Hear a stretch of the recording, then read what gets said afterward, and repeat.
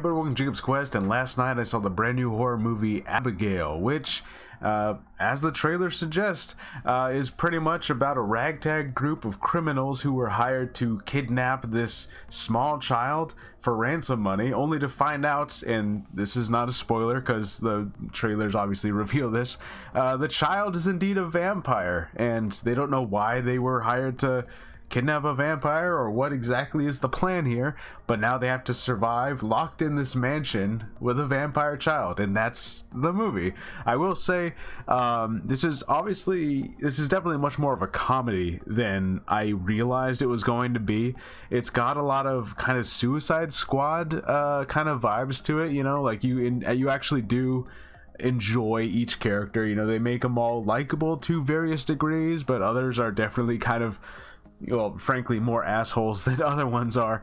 And yeah, just basically just one by one they kind of get taken out, and you know, how do we survive the night? And that's essentially the movie, at least on its surface. And if I'm going to get more, you know, into it than that, we're gonna have to go into spoilers. But I will say off the bat, I really enjoyed this movie. You know, I think it's kind of a fresh idea. You know, you're familiar with all the vampire things, but it's basically a haunted house movie, but with a bunch of criminals all kind of, you know, poking jabs at each other while they're kind of being killed off by this small child. And that's the movie. I really enjoyed it, but I think I do need to get into some spoilers. So we're gonna go ahead and talk into some spoiler stuff. The first thing I want to talk about is that this movie had a lot more, I guess you would call it, crime drama elements than I ever thought it would. You know, definitely the trailers gave no indication of this. So there's a whole backstory, like in the underpinnings of the plot here, involving a mafia family and this mythological mob boss who also has a hitman that no one's ever seen before, but has been able to take out witnesses and people who would rat on the mobster's family, you know, under impossible circumstances. Who, of course, we, spoilers, end up finding out is Abigail, is the mysterious hitman. And everyone here is also here because of that mafia family. This has all been by design. The people chosen to commit this kidnapping have all been chosen because they have relations back to the crime family. And again, spoilers, here we go. Basically, Abigail chose these people in order to knock them off that way, because her dad runs the criminal empire. Her dad, who is a vampire, and they, you know, they don't get too far into that backstory of it. We see some paintings and some statues kind of vaguely telling you, like, you know, how long has this been going on? Where did they come from? You know, like how expansive is their, you know, their kind of mythologized criminal underground thing happening. We're just kind of told, like, they're connected to pretty much everything in society, and they are the scariest mobsters you could ever think of, and also they're vampires apparently. And yeah, basically we're dealing with a bunch of criminals who in one way or another have kind of slighted the family here. And so Abigail is playing a game. Basically, she's the one who hired the people to get, you know, to kidnap her. Basically, she hired them to do her own kidnapping, that way she could just play around and just hunt these people down in this house. And that's basically what the plan was.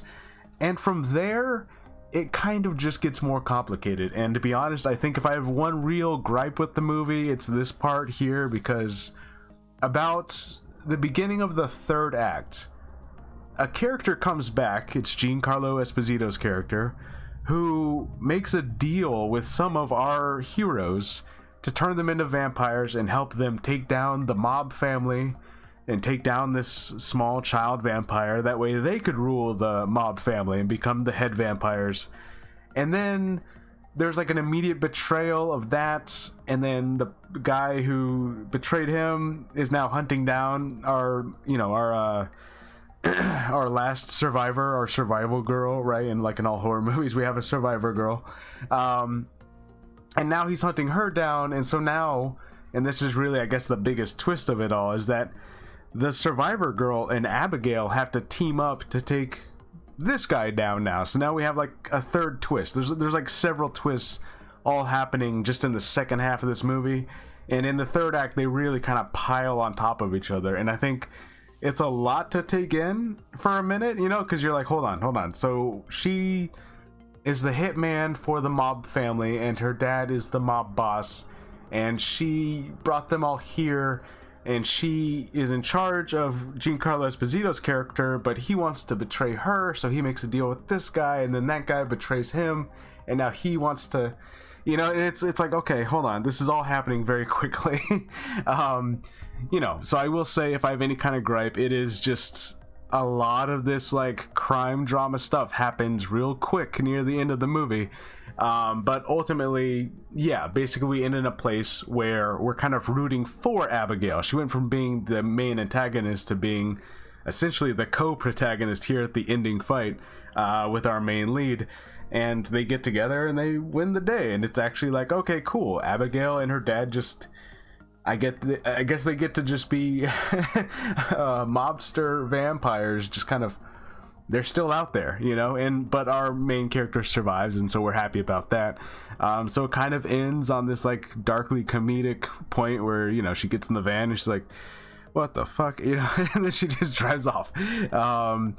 So yeah, just I really enjoyed it, but I will say some of the crime drama things, it almost felt like a setup for another movie, you know, where the next movie they do will be much more about the criminal underworld and be much more open about like, okay, they're vampires, they run this mob, and, you know, now we're gonna have like a crime vampire movie, you know, and like they could essentially do that as a sequel, and I would not be disappointed with that. I'd actually be really interested in seeing that, but it does kind of take you by surprise because the trailers don't really prepare you for that at all. I mean, it's a twist, right? So yeah, but man, the amount of twists and betrayals, and, you know, these two were cool with each other one minute and then now they're betraying each other. And then added on top of all of that stuff, you know, the rules of vampires are a little unclear. You know, they try to kill her a couple ways. We learn what does not work and what does work.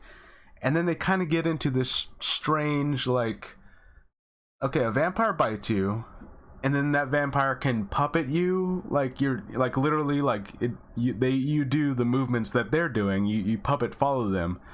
But then also there's a version of that where you just turn normally into a vampire who still has your own full self-awareness. Like you're still an individual person. So like, and they tried to make this distinction between like, okay, no, you got bit, you're gonna be a puppet, and you got bit, but you'll still retain all of your individuality somehow. And it was a little confusing as to like, wait, why, what's the difference here? Hold on, why what's the order of things? Why is that person not a puppet right now? How are they able to do all this other stuff? They don't fully make it clear. I think maybe I just need to watch it again, but I was left a little confused as to like exactly how the rules work in this vampire lore that they're building here. But, you know, I'm sure there was some comment I missed and it somehow made sense. But in any case, yeah, that's Abigail. I really enjoyed this one, and if they do some kind of more criminal-centric, mob-centric story later on, I would actually really enjoy that. I think it would take some people by surprise because it definitely seems like a straightforward, like, oh, the twist is that she's a vampire, but it's like, oh, but we got like 4 more twists coming. So, you know, it's much more complicated than just that. But yeah, I really enjoyed this one. I think it's, you know, we've been getting a lot of good horror movies lately. I've noticed that, and it's a pretty good year for horror. It's been a pretty good couple years actually. But in any case, yeah, Abigail's really awesome. Go ahead and check it out, and I'll see you guys later. Bye.